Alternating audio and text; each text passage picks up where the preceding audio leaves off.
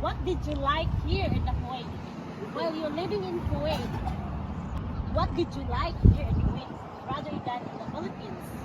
I like here in Kuwait because I provide my needs. I buy my all I want. In the Philippines, I can't buy because I have no work. Did the culture shock, like especially the way the mosque thing, what I have observed that the culture shock here in the Kuwait is the way they pray, right?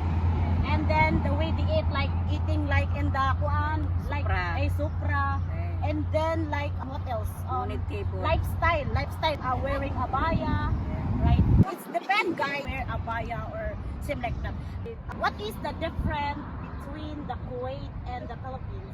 So many different Philippines and here Kuwait because Philippines only Kuwait is work, too much work and then you don't want to